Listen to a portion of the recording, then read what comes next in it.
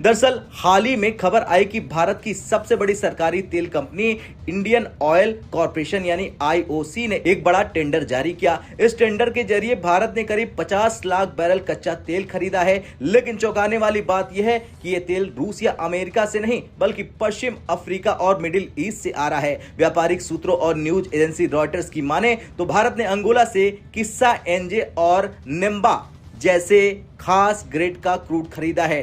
तो अगर आपके 240 million barrel is equivalent to 175 billion dollar जो एक साल में इंडिया इंपोर्ट करता है, तो देश के लिए 175 बिलियन डॉलर की बचत होगी, जो 15 लाख करोड़ है। और 15 लाख करोड़ नहीं तो कम से कम 10 लाख करोड़ फायदा होता वेस्ट बंगाल को, जो कि होने नहीं दिया गया। And that is only in one place. Imagine ऐसे कितने सारे इलाका है, क्योंकि ओएनजीसी ने फिर क्या शुरू किया कि पाकिस्तान को तनहा करने की मोदी की जो 10 साल मुहिम जो है, या 10 साल से जो मोदी जी कोशिशें कर रहे हैं पाकिस्तान को आइसोलेट करने की, वो नाकाम रही। अरब न्यूज, ये अरब मीडिया, जी अरब मीडिया में ये खबर आ रही है कि जी पाकिस्तान को आइसोलेट करने की जो पीएम मोदी की कोशिश थी वो नाकाम रही। मोदी जी किन चक्करों में पड़े हैं आप, मेरी तो समझ से बाहर है। एविएशन का जो टरबाइन का फ्यूल है वो भी हम बना सकते हैं। टॉप टियर का गैसोलीन हम बना सकते हैं, निकाल सकते हैं इस तेल में से ऊपर से, क्योंकि वेस्ट बंगाल के अंदर है। हमारी जो लॉजिस्टिक्स की कॉस्ट है वो भी बुलेट प्रूफ होगी। पाइपलाइन जाएगी सीधा रिफाइनरी में और वहां पर प्रोसेस हो जाएगा। इसलिए इसको कोई ओशंस में से क्रॉस करने की जरूरत नहीं है, कोई स्ट्रेट ऑफ हॉर्मुज बीच में नहीं आएगा, कोई चोक पॉइंट नहीं आएगा। आराम से हम अपने ही वेस्ट बंगाल से निकालेंगे। और इंडियन ऑयल का एक हल्दिया में रिफाइनरी है। तो यहाँ पॉलिसी बेहतर खारजा पॉलिसी और हमारी यहाँ की डेवलपमेंट पॉलिसी जो है उसको बेटर बनाने की बहुत ज़्यादा ज़रूरत है। तो जब तक ये हम इसको अच्छी पॉलिसी बनाएंगे नहीं, इस पे बात नहीं करेंगे, अपनी लड़ाई झगड़े ख़त्म नहीं करेंगे, हम अपने मुल्क का जो है वो बिल्कुल पीछे से पीछे जा रहा है। इसे भारत की पारादीप रिफाइनरी में प्रोसेस किया जाएगा। इतना ही नहीं दोस्तों, भारत ने अपनी वड़ीनार रिफाइनरी के लिए नाइजीरिया से उसान क्रूड और अबू धाबी से मशहूर मुर्बन क्रूड की बड़ी खेप भी बुक की है। यहां समझने वाली बात यह है कि ये वो तेल है जो क्वालिटी में बहुत ऊंचे माने जाते हैं और इनकी सप्लाई चेन रूस के मुकाबले कहीं ज्यादा स्थिर है। हालांकि it has one of the biggest grain production facilities in the country, rice को लेकर, खास करके राइस। तो सिमिलरली अगर ऑयल की बात करें, 240 मिलियन बैरल पर से कोई कह सकता है कि 240 मिलियन बैरल उतना नहीं है, लेकिन तो अगर आपके 240 million barrel is equivalent to 175 billion dollar जो एक साल में इंडिया इंपोर्ट करता है, तो देश के लिए 175 बिलियन डॉलर की बचत होगी, जो 15 लाख करोड़ है। और 15 लाख करोड़ नहीं तो कम से कम 10 लाख करोड़ फायदा होता वेस्ट बंगाल को, जो कि होने नहीं दिया गया। And that is only in one place. Imagine ऐसे कितने सारे इलाका है, क्योंकि ओएनजीसी ने फिर क्या शुरू किया था कि अशोकनगर में जब ये निकला, so they started exploration in some of the adjacent areas, चाहे वो बारुईपुर हो, नदिया डिस्ट्रिक्ट में कुछ और जगह हो।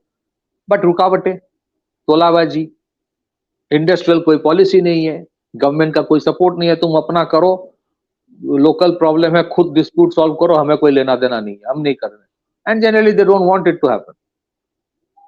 वहां 2-4 प्रोमोटिंग कर देंगे, 2-3 साल में बिल्डिंग बन जाएगा, लोकल नेता ज्यादा पैसा कमाएगा। ये काय तेल वेल लेके क्या होगा, ये मानसिकता थी। सो बेसिकली वेस्ट बंगाल का जो इंडस्ट्रियल पोटेंशियल है, एनर्जी पोटेंशियल है, काफी ज्यादा है। मैं तो ये I am not surprised by the Ashoknagar incident, ये बहुत साल से हम लोगों को पता था। आई एम जस्ट वंडरिंग ऐसे कितने अशोकनगर होंगे बंगाल में जो कभी एक्सप्लोर ही नहीं किया गया। ऐसे कितने अशोकनगर की तरह ऑयल फील्ड्स होंगे, कोल फील्ड्स होंगे, या और कोई क्रिटिकल मिनरल्स का फील्ड्स होगा जिसका कोई कुछ नहीं है। आप हैरान हो जाओगे सुन के, पिछले सरकार के एक पॉलिसी, मतलब these are the things, I can't quote कि किसी ने एग्जैक्टली कहा है, but these are the things I have heard from certain industrialist. बोला गया कि ये हाईवे वाईवे मत करो, ये हाईवे और फ्लाईओवर ये सब रास्ता वास्ता बनाकर कोई इलेक्शन नहीं जीतता है, मत बनाओ ना। मान लीजिए अगर अशोकनगर में आपको कुछ बना, अशोकनगर या उन जगह पे ना connectivity might be a little problematic, तो अगर ओएनजीसी को वहां पे कुछ बनाना, आप सोचिए why Ashoknagar is so important. Ashoknagar से बहुत दूर नहीं है हल्दिया पेट्रोकेमिकल्स। हल्दिया का जो पेट्रोकेमिकल फैसिलिटी है इंडियन ऑयल का, it's not very far from, मतलब Haldia is not entirely owned by Indian Oil, Haldia petrochemicals, but उसका स्टेक है, कुछ और भी फैसिलिटी इंडियन ऑयल का है।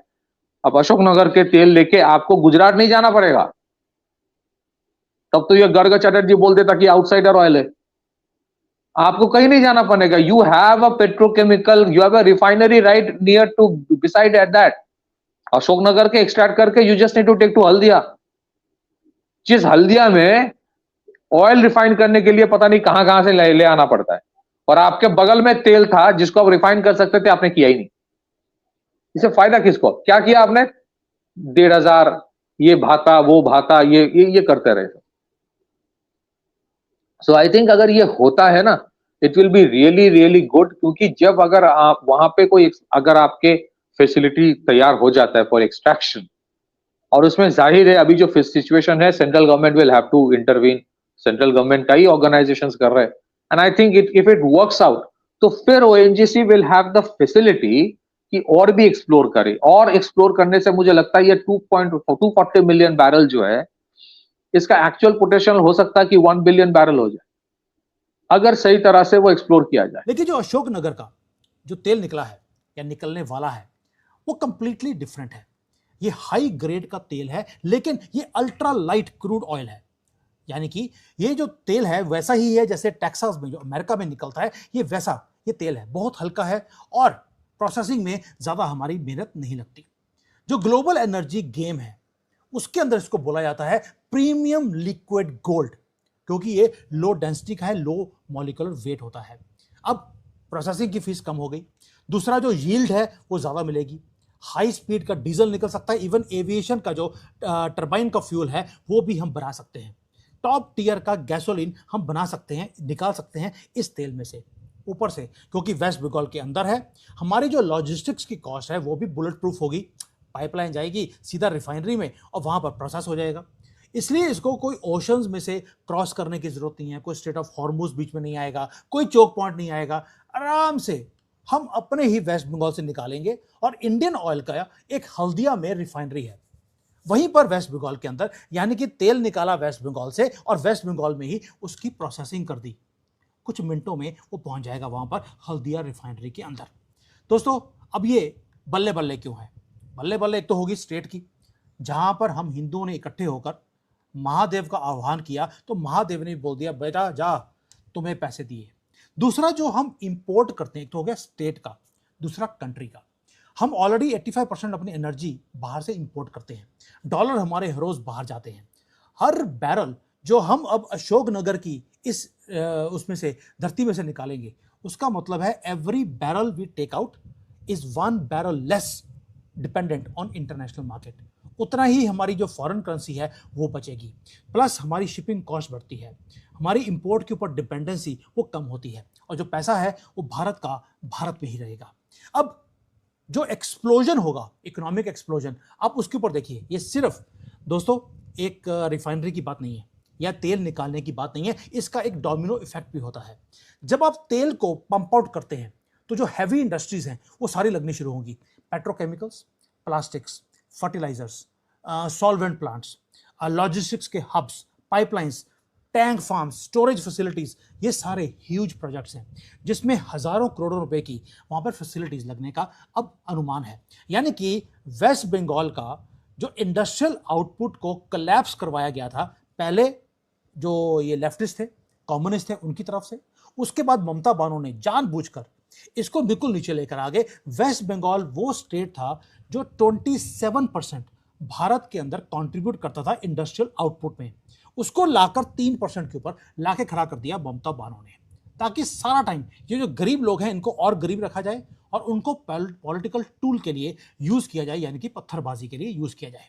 अब उसके कारण जो लाखों लोग हैं वेस्ट बंगाल के, वो बेचारे माइग्रेट करते थे, कभी मुंबई में, कभी दिल्ली में, कभी बेंगलोर में, सिर्फ सर्वाइव करने के लिए। माइग्रेट कौन किया? जो हिंदू कम्युनिटी थी उन्होंने माइग्रेट किया ताकि वो जिंदगी चला सके, और वहां पर जो डेमोग्राफी है वो चेंज की चेंज रह गई। अब एक सिंगल ऑयल फील्ड वो एक्ट करेगी अल्टीमेट मैग्नेट के लिए, पैसा वापस आना शुरू होगा, इंडस्ट्री दोबारा से रीबिल्ड होएगी। जब इंफ्रास्ट्रक्चर बनेगा तो एक जो सड़कें बनेगी, उसके बाद जो वर्कर्स हैं वो वापस अपने घरों में काम करने आएंगे, और जो डेमोग्राफी है दोबारा से वापस वहीं पे आएगी, यानी कि इंसान आपको वेस्ट बंगाल में बसते हुए अब दोबारा से दिखाई देंगे।